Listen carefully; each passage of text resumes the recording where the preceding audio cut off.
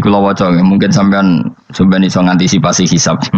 Jadi la tazulu qadama Adam atau qadama ibni Adam yaumal qiyamah hatta yus'ala an arba'in. Pertama ditanyakan dari sifat mudanya, dihabiskan untuk apa, umurnya untuk apa, hartanya dari mana, setelah mendapat untuk apa. Terus wa an ilmihi madza amila bihi, terakhir setelah mendapat ilmu itu apa yang dia perbuat. Mulane ada orang tok ilmu tidak ditakoki wae pangeran ngerti apa takoki. Ilmu bisa nglakoni, mboten gadah ilmu ya Gusti. Terus serepet sampeyan. Dunya mboten gadah dunya. Lewa apa ning dunya nggih ngentosi mati sing aman apa? Sebab itu orang fakir itu masuk surga lebih cepat timbang orang kaya kacek pinten 500 tahun ketakoki. Dia apa mboten gadah napa-napa. Iso ngaji mboten. Jadi gak perlu pertanggungjawaban mereka napa. Sekacau kan. Nah, sementing kalau terangno ngeten ya. Niki penting rungokno. Mahsyar iku maknane iku nggon giringan. Terus kiai kuno maknane bayangno nggon mahsyar iku maknane tempat dihalonya semua manusia. Terus mauqif itu tempat diberhentikan, apa tempat diberhentikan. Terus di situ Anda innahum mas'ulun, mereka semuanya ditanya, dihisab. Nggih rungokno ya, semuanya dihisab. Terus ngendikane Kanjeng Nabi, hasibu anfusakum qabla an tuhasabu. Menghisaplah diri kamu sekarang sebelum kalian semua dihisap. Sehingga potensi kita ini umat Islam utamanya sing tahu ngaji-ngaji ini, sampean semua dihisap ini kemungkinannya kecil. Karena ketika kowe ning donya sampean sedanteni kan biasa wis donga robbana zulamna anfusana. Jadi ya Allah, saya ini benar-benar mendolimi diri kita sendiri. Karena tujuannya hisab itu taubah. Taubah itu mempermalukan mereka di depan umum. Seorang lagi ya, jadi semua hisab itu taubihan, mempermalukan mereka di depan umum bahwa mereka orang yang buruk. Sementara kamu di dunia sudah sering ngaku orang buruk. Selain ya wis rawong akeh, maksudnya ini kan cerita. Jadi kayak ngakuin apa robbana zalamna anfusana. Sehingga ngendikane Kanjeng Nabi seperti hasibu anfusakum qabla an tuhasabu. Menghisaplah diri kamu sendiri sebelum nanti kamu benar-benar dihisab. Sehingga umatnya Rasulullah itu kemungkinan kena hisab itu kecil sekali. Karena tadi sudah terbiasa menghisab dirinya sendiri. Apalagi kita, kata Rasulullah, saya dikasih hadiah yang para nabi sebelum saya enggak dikasih hadiah itu. Apa itu? 5 hal itu. Di antaranya apa? Kata Rasulullah, wa'utitu khawatima suratil Baqarah. Saya dikasih terakhir-terakhirnya surat Baqarah. Di surat Baqarah itu umatnya Nabi dapat bonus dan ini luar biasa, yaitu ayat Rabbana la tu'akhidna in nasina wa akhtana. Ya Allah, jangan hisab kami, jangan beri sanksi kami, jangan azab kami kalau suatu saat kita lupa atau salah. ASP nak kowe urung salah padahal mesti salah. Rai-rai ini gak mesti salah. Wis gawe perjanjian mbek pangeran Gusti. Ndamel perjanjian dong ya apa? Setiap saat salah langsung sepuro. Mun mboten usah istighfar malih mun niki mun niku. Deal soalnya deal ini. Lah itu ngendikane Kanjeng Nabi senyum-senyum senenge ra karuan. Dan setiap itu dibaca oleh umatku, Allah sudah jawab qala na'am. Jadi Rabbana la tu'akhifna in nasina aw akhtana. Terus qala Allah menjawab na'am. Terus Rabbana wala tahmil alaina isron kama hamaltahu alal ladzina min qablina. Nabi Muhammad jawab, Allah menjawab na'am. Sampai terakhir wa'fu anna, Allah jawab na'am. Kemudian para kiai itu punya kiat supaya umatnya itu hafal itu. Terus jadi bahan tahlil itu masalah ya. Faminhum sing tahlil ya ora paham, sing kritik ya ora paham. Alhamdulillah itu mesti padha-padha ra kena hisab. Mergo padha-padha ora napa? Paham. Jadi ora ono barokah kaya goblok wis barokah tenan. Mergo sing lakoni ya ora paham, sing kritik ora paham. Jadi kalimat yang di akhir surat Baqarah itu adalah termasuk hadiahnya Rasulullah yang tidak diberikan pada Nabi sebelumnya. Ini apa jenis? Utitu khawatima suratil Baqarah. Saya dikasih akhir surat Baqarah. Gini ku setiap doanya umat Nabi Allah jawab napa? Na'am. Jadi ya Allah la tu'akhidna, jangan kasih sanksi kita innasina au akhtana. Allah jawab na'am. Itu satu. Terus kedua, umatnya Nabi itu kalau dosa itu tidak perlu prosedurnya harus istighfar. Banyak amalan yang menjadikan diampuni. Misalnya kafaratul majlis itu lafadznya agak istighfar. Subhanakallahumma bihamdik misalnya. Dan banyak imatatul adza anit thariq. Misalnya Nabi pernah cerita ada seseorang yang nakal Kemudian gara-gara menyingkirkan duri di jalan yang ganggu orang lewat, kemudian Allah memaafkan. Ada yang dimaafkan karena ngombeni anjing, macam-macam lah. Kemudian ngombeni santri, macam-macam. Sehingga potensi kita dimaafkan itu tinggi sekali karena ada sekian amal yang itu menjadi sebab ridhanya Allah Ta'ala. Malah kalau dalam dunia wali itu ada seorang wali mau ngarang kitab, kemudian tintanya itu diminum lalat, dia membiarkan tinta itu sampai lalatnya sampai kenyang, kemudian gara-gara itu dimaafkan oleh Allah Subhanahu wa Ta'ala. Banyak sekali. Sehingga potensi kita dimaafkan tinggi. Terus turus, dadi orang ngrasani wong enggak macam-macam lah. Iku ya insyaallah di sepuro pengiran. Dadi ana wali, dadi wali mergo kakean apa? Turu ditakoki, "Kenapa kowe kok turu wong wali? Mboten siap roh donya, Gusti." "Kenapa?" "Donya wis rusak tok, patok mboten roh, Gusti." Lah iku ya mari swarga napa? Ya swargane wong turu ya kira-kira tok. Tapi jadi umat Nabi itu luar biasa. Makanya saya yang heran nih, kalau ada orang alim bikin gerakan terlalu tenanan itu keliru, biasa mawon. Turu ku ya ibadah, wae agar gak zina, gak maling, wae agar gak nglakoni dosa gedhe ini sanggep bae napa? Ibadah. Karena tadi Rabbana la tu'akhidna in nasina wa akhtana. Terus Allah jawab na'am. Sehingga kiai-kiai itu takut orang itu lupa, terus dimodifikasi sedemikian rupa jadi wiridan. Tapi alhamdulillah kok banyak yang kritik. Jadi ya biar seimbang, no? Seimbang kepada alam demokrasi. Jadi kalau agak kecewa ambek sing kritik, mereka insya Allah rapati paham masalah usul ini. Karena satu-satunya cara supaya orang paham itu pancen yo dijak latihan bareng-bareng. Gak ngono malah ra paham blas. Ya tapi tadi ya semua itu resiko. Zaman Nabi Sugeng nek ana ibadah sunat dilakoni terus, Nabi yo duka, kuwatire dianggap wajib. Tapi nek ora dilakoni blas Nabi yo duka, wong sunat ora tau dilakoni. Jadi sudah alhamdulillah sekarang ana sing kritik, ana sing setuju biar seimbang no. Wong padha ora paham wae napa? Padahal makna ayat itu luar biasa. Rabbana la tu'akhidna in nasina wa akhtana. Terus kedua, Rabbana wala tahmil alaina isran kama hamaltahu alal ladina min qablina. Ya Allah, jangan beri beban kami sebagaimana Engkau memberi beban kepada orang sebelum kami. Dulu itu kalau ada orang yang salah, itu harus dibunuh oleh orang yang tidak salah. Liyaqtulal bari'u minkum al mujrima. Supaya yang tidak salah membunuh yang salah. Sehingga ketika umatnya Nabi Musa menyembah anak sapi, ijel itu, apa kata Allah? Fatubu ila bari'ikum faqtulu anfusakum. Kamu syaratnya tobat harus saling membunuh, yaitu orang yang terbebas dari dosa itu membunuh yang tidak dosa. Masyhur itu. Terus Allah mengirimkan mendung yang pekat, terus gelap. Ketika gelap itu yang al-bari yang enggak dosa mengeksekusi yang dosa. Sekarang kan enggak, paling tangkap KPK. Berarti penjara mulai juga sisa korupsi jake. Jadi penak lah pokoknya zaman akhir itu penak. Pemenang saya KPK ini mulai disoal, jadi aman lah. Sebuah sing bener di aja nih ya sing bener ya pangeran. Misalnya rasa KPK lah nak kita takwa ya rasa korupsi. Kalau KPK dilemahkan nanti yang korupsi marah. Lah masalah orang KPK lah nak di pangeran kan ya aman karena korupsi.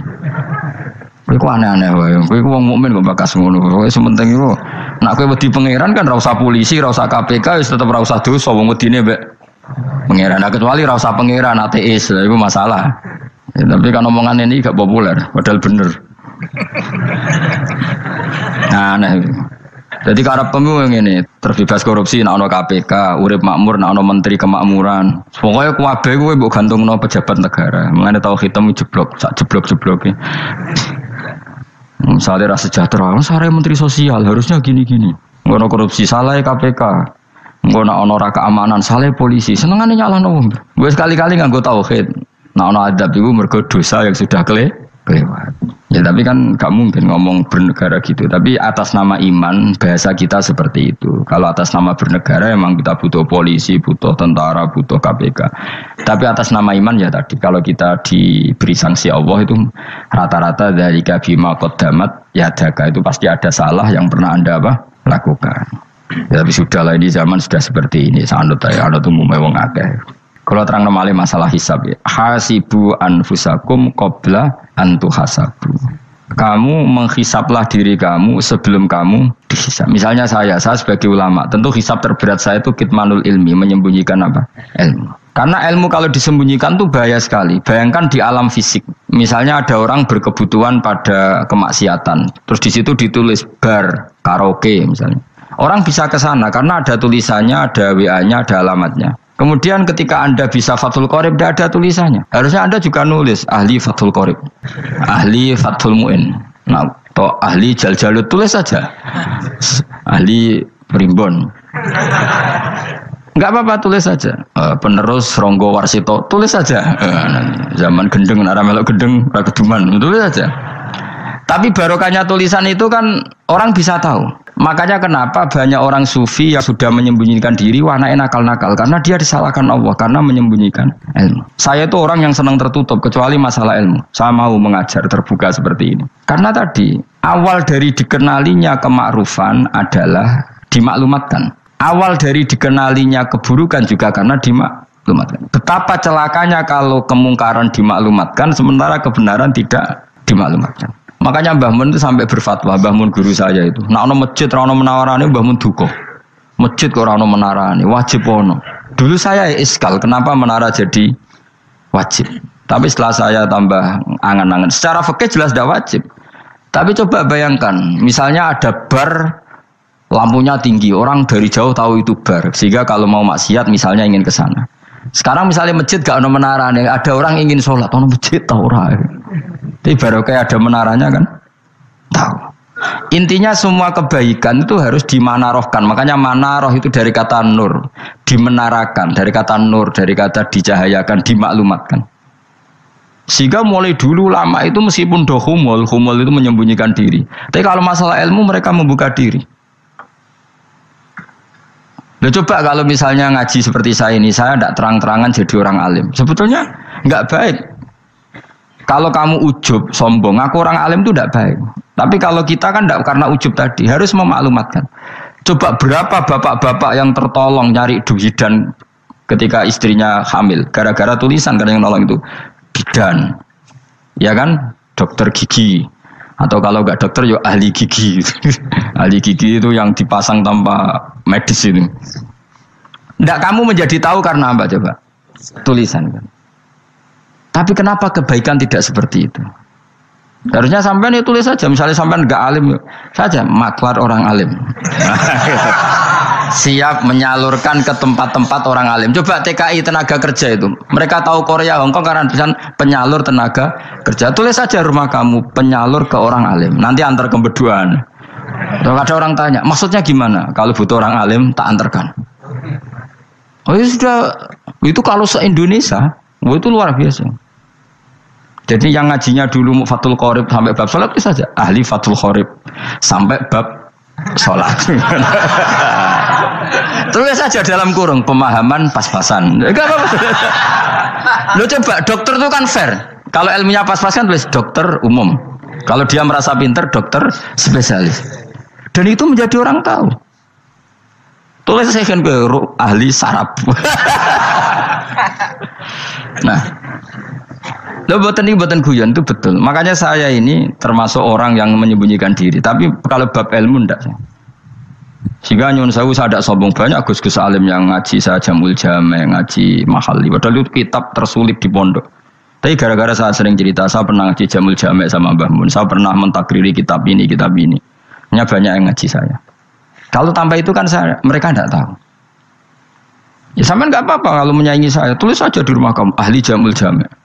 Barang diparani ahli apa? Ahli jilid. Maksudnya kalau kitab kamu rusak bawa sini. Ya nggak apa-apa. Nah, sehingga syarat utama jadi nabi itu sebetulnya memaklumatkan diri. Ya saya ulang lagi. Pertama nabi jadi nabi syaratnya apa? Memaklumatkan diri. Sehingga pertama beliau jadi nabi naik gunung Sofa, kemudian ya maksara Quraisyin halummu ilayya, wahai orang Quraisy kesini. Terus Nabi mulai manggil satu-satu, ya Bani Abdi Amanaf kesini, ya Bani Fihr kesini. Terus saya ini adalah An-Nadhirul Mubin. Saya sekarang diangkat jadi Nabi. Terus Abu Lahab marah-marah, tabbannaka ya Muhammad alihada jama'tana. Muhammad kamu itu orang sial, kita enak-enakan tidur gara-gara kamu manggil kita datang. Ternyata hanya untuk urusan seperti ini. Makanya terus ada tabbat yada Abi Lahabi wa tab. Tapi yang iman kemudian tanya, Muhammad kalau kamu setelah jadi Nabi misinya apa? Saya diutus Allah untuk kamu menyembah Allah, tidak boleh menyekutukan Allah. Dan Allah memerintahkan kamu afaf itu meninggalkan zina, meninggalkan maling, gini-gini. Coba kalau Nabi tidak memaklumatkan diri, jadi Nabi sekelunak-kelunus, ketemu wong monggo nggih. Ada tembu dia jenis. Sengerti nak Nabi ku sapa sih? Sehingga orang-orang yang humul, yang menyembunyikan diri itu di bab ulama masalah besar itu. Karena ciri utama dosa adalah kitmanul ilm. Makanya Nabi sidik amanat tabligh fatona. Tabligh itu lawan katanya apa? Kitman. Makanya saya ngaji di mana-mana. Saya di Jakarta ngaji, di sini ngaji, di Pasuruan ngaji. Harus dimaklumatkan ilmu. Dan kalau ada orang tanya ya tak jawab. Saya tuh kitab yang paling aneh di pesantren, misalnya yang mulai aneh lah. Gak Jamul Jami. Saya sampai sekarang masih ngajar Jamul Jami. Kitab yang aneh. Macane lagi roh judulnya pusing. Jamul Jawami. Kumpulannya piro-piro kumpulan. Jadi ilmu apa ayo?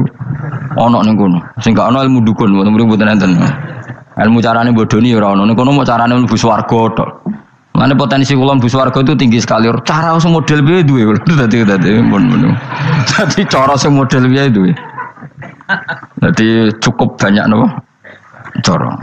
Sampe nek ndek cara sitok ora mesti kula nu gak ada cara kada. Dadi nek dari cara iki mentok ganti cara iki mentok. Ya terakhir paling gampang itu cara nganggo fadhole pangeran. Iku kena mbok tiru. Pokoke mbok swarga nganggo fadhole pangeran. Masalah utama kita sebetulnya itu. Makanya saya tidak pati cocok sama orang sufi itu. Kebenaran itu harus dimaklumatkan. Sementara orang sufi itu ingin menyembunyikan diri. Itu kalau untuk yang alim itu tidak bagus. Wong kita saja tahu itu dokter atau bidan karena tulisan. Ini bidan, ini dokter. Dan mereka jujur, dokter umum, dokter spesialis. Lalu coba misalnya di kota, kamu tulis saja penyalur kebaikan. Orang yang ingin mondok, pondok pilihannya ada, Sarang ada, Peloso, Lirboyo. Kalau saya ke sana gimana? Saya kenal Gusnya. Tak anter. Wan keren, juga ada penyalur. Kalau orang bisa tersalurkan ke Korea, ke Korut, ke Jepang karena tulisan, kenapa tidak banyak orang tersalur kebaikan karena tulisan? Gue orang mau kelunak orang jelas. Meskipun nanti ditawari orang, mesti dulu sih ahli takrib, cewong guyu, ahli fathul Qori sampai bab sholat. Tulis saja jujur, maaf tapi hanya sampai bab sholat. Tulis saja, ada maafnya bareng, maaf tapi sampai bab sholat. Enggak apa-apa. Paling untuk wong sowan, larian mau doa jenengan 2 tahun. Tapi ini bodohnya mau 3 bulan, mulai ngaji ini dok bab sholat. Enggak apa-apa. Itu dulu memang begitu. Rasulullah zaman Sugeng itu kalau ngajari santrinya itu balighu anni walau ayah, maklumatkan ke kampung kamu meskipun 1 ayat. Banyak sahabat kalau ditanya ya tidak bisa karena ngajinya ada hatam. Tapi ya terus gak apa-apa, kok tak soal Abu Bakar, tak soal Umar, ditanyakan yang lebih pintar. Saking tidak pahamnya sahabat itu lucu ketika ada ayat Wakulu wasrobu hatta yatabayyana lakumul khaytul abyadu minal khaytil aswad. Itu kalau mau tidur ya benar-benar bawa benang putih sama benang hitam, ditulis dipasang di pintunya. Jadi kalau makan diinceng lagi, kok masih belum kelihatan, wah masih boleh makan. Terus begitu. Kalau sudah mulai syuruk, mulai padang, wah berarti sudah imsak. Jadi karena makanlah dan minumlah sampai benang hitam terbedakan dari benang putih. Artinya kalau malam kan dulu kan nggak ada listrik, nggak ada lampu, berarti kalau benar-benar masih malam nggak terlihat, berarti masih boleh makan. Nanti terus dilihat gitu. Terus, ya sudah wakafnya di situ. Hatta yatabayyana lakumul khaytul abyadu minal khaytil aswad, wakaf dulu. Terus akhirnya Kanjeng Nabi itu piye kok umatku dadi masangi benang ini. Akhirnya Jibril teko. Ini makanya unik dalam ulumul Quran. Satu-satunya ayat yang diturunkan hanya 1 kata itu ya ayat itu tok. Terus Jibril datang, Muhammad ayatnya ku kurang sitok. Minal fajr. Terus ditambahi minal fajr. Jadi minal fajr itu unik. Ada Jibril jauh-jauh dari langit. Iku mau nurun apa? Minal fajr. Makanya kalau kamu nanti dites, kalau ingin jadi doktor tafsir dites, ada 1 kalimat yang diturunkan jauh-jauh Jibril ke bumi. Apa kalimat itu? Jawabannya minal fajr. Wis alim yakin alim. Memang ikut tak? Masa itu saudara? Mereka gara-gara sahabat itu terus masangi apa? Benang ngincang. Akhirnya minal fajr. Baru mereka tahu maksud fajar, maksud apa? Benang hitam artinya malam, benang putih artinya fajar. Sodik sudah menyingsing. Semenjak itu sudah ada benang-benangan karena jadi orang-orang ngono maksudnya iki kurang sithik terus turun apa? Minal Fajar ya. Jadi nanti kalau sampai latihan tes jadi dokter apa? Tafsir. Ayat mana yang diturunkan hanya satu kalimat atau satu kata jawab apa? Minal fajar. Itu lolos ya, langsung dokter. Pun pinter. Ya pinter ngerpek maksudnya orang tinggal. Lah nanti hubungan kita dengan Allah ya seperti itu. Sejauh mana kita memaklumatkan Allah. Sejauh mana kita mengkampanyakan Allah. Saya berkali-kali bilang, saya kemarin kan di Korea, itu sebetulnya saya yakin hanya doa saya. Saya sering berdoa, ya Allah, Engkau dipuji di langit dan di bumi. Lalu kalau di bumi ateis, itu caranya kayak apa? Dulu saya itu terobati karena Uni Soviet setelah persemakmuran banyak menjadi negara Islam. Berarti itu bukti bahwa Allah pun dipuji di bumi Uni Soviet. Lalu yang kayak Korea kayak apa? Ternyata betul Koreanya tetap ateis, gara-gara diserbu wong Indonesia. 49.000 wong Indonesia ning Korea Selatan. Iku mbok gawe sing salat separuh, iku jek pira? 24, kira-kira ya digawe 20.000. Ku 20.000 salat kabeh, tahlilan kabeh surwame. Lah kok sing ngritik tahlil muni sunah Rasul tok wis rame. Pokoke rame lah walhasil. Itu tahlilan wah itu enggak ada hadisnya. Gak apa-apa sing penting muni hadis sing sitok tahlil muni hadis ya ibadah, tahlil ya ibadah. Mbok lah soal kok bener ding totalan guri sing penting rame. Maksudnya sementing rame ngomong visi Islam. Itu Islam tahlil sitok Islam sunnah Rasul gak masalah. Wong ape yakin bener saiki ya ora ono klarifikasi. Tapi sementing kan kabeh ngomong tentang Islam. Artinya gini, Allah punya cara untuk supaya bumi Korea itu ada yang bertasbih bersujud. Mil'us samawati wa mil'ul. Allah tidak kurang cara. Golek wong kedonyan ditawarik ke sana demi uang. Bareng wis ning kono dielingno pangeran. Segawe masjid, kontrak masjid macam-macam lah, masjid kontrakan ning Korea. Nggih ora ono masjid. Pusing. Saya pernah ngisi di satu masjid itu gambare pintu gerbangnya bukan salib kan. Ternyata tingkat 1 itu gereja, tingkat 2 bar, tingkat 3 masjid. Kadang ya kebalikan, masjid, bar, gereja. Satu gedung. Jadi malaikat saya tidak tahu lewatnya gimana itu kan. Saya nggak tahu itu cara lewat gimana. Karena malaikat bagian rahmat itu nggak bisa dia lewat salib. Ya. Tapi dia harus menulis ganjaran yang sholat. Nggak tahu saya lewatnya dari mana karena itu. Ya tentu dia punya cara lah, tapi yang jelas ya agak bingung ini gimana. Itu pernah yang tingkat 2 itu bar pas aktif. Ada santri yang ya pekerja imannya pas-pasan. Kalau nanti gus badhe Jumatan, mlebu bar pas aktif wae wong ayu. Meh wera Jumatan, mergo mau tingkat 2 bar, tingkat 3 masjid. Itu ono khutbah yang barnya tetap main, ada bar yang masjidnya tetap khutbah. Itu masuk bar. Jumatan apa ning kene wae.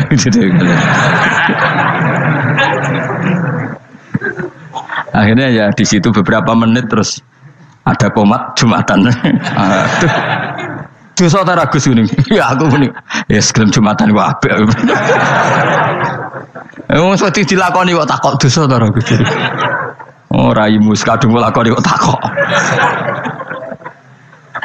Artinya gini, Allah punya cara untuk menyebarkan Islam di Korea. Sama seperti Allah punya cara untuk menyebarkan Islam apa? Di Indonesia. Dulu orang Gujarat, Punjab, ya sejarah ini menurut saya ya tetap sebagiannya benar. Meskipun tidak seluruhnya benarnya sejarah Islam masuk Indonesia rata-rata orang kan menulis pedagang Gujarat, India ke Indonesia dagang karena mereka mukmin akhirnya juga menyebarkan apa? Islam. Itu jelas nyata. Meskipun tidak semuanya seperti itu karena ada yang dibawa Yusuf Baros itu yang muridnya Sayyidina Ali itu. Terus juga ada yang dibawa beberapa habaib dari Yaman langsung ke Indonesia. Kayak yang di daerah Tuban itu kan langsung habib-habib dari Samarkand langsung ke mana? Tuban. Makanya saya bilang sejarah itu semuanya benar. Karena memang variasi masuknya Islam di Indonesia itu banyak. Jadi itu enggak masalah. Sampai niru sing kedonyan mawon sing luwih gampang napa? Lho nggih to, kayak Jakarta itu kan kota kayak gitu. Baru kayak wong kedonyan orang ke Jakarta semua. Gara-gara tahu mondok pedutan tadi ahli Fathul Qorib tadi yang sampai bab sholat terus bikin masjid. Iku coba takoki faraid terang ora iso kan. Pemene takoki muamalah terang ora iso, tapi nak trimo carane sholat sing batal apa ngentut roh. Aduh. Ilmune kok roh nak nganti bab iku jek roh. Sing batal sholat apa jek roh ngentut nyekel wong wedok jek roh. Tapi mbok aja takoki sing detail apa? Cara mengenali kiblat dengan hisab yauma rasdil kiblat wis ora ngara iso. Atau nganggo komputer itu loh. Nganggo jam nganggo kompas. Padahal ana ilmune yauma rasdil apa? Kiblat. Di bulan tertentu, hari tertentu itu nanti matahari tepat di atas Ka'bah. Serang ngara iso nak ngono niku serang ngara iso. Ya saya ulang lagi ya. Jadi kesalahan kita adalah kebenaran itu kita sembunyikan. Padahal awal dikenalnya Islam itu lewat i'lam. Fasda bima tu'maru. Kebenaran harus dimaklumat. Tapi problemnya Islam Indonesia tuh kadang humul tuh bangga. Enggak dikenal orang itu bangga gini. Oke lah, kalau yang enggak, saya sendiri ya suka humul. Sampai sekarang saya suka humul. Saya sampai sekarang enggak suka tamu. Bukan karena benci tamu, ribet.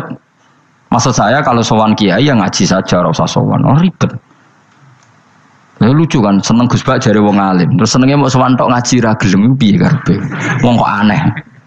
Iku berarti kalau do karo seneng dokter, di konsultasi obat ra gelem tapi ngajak jagungan. Dok, jenengan tiyang pundi? Jenengan manggen dalam mriki mulai tahun pinten? Lah ya kowe takok dokter kemalan. Mesti nek kowe takok laram apa, obate apa kok malah kenalan. Pindah Jogja tahun pinten, Dok ya? Dan jenengan kawin mriki tahun pinten?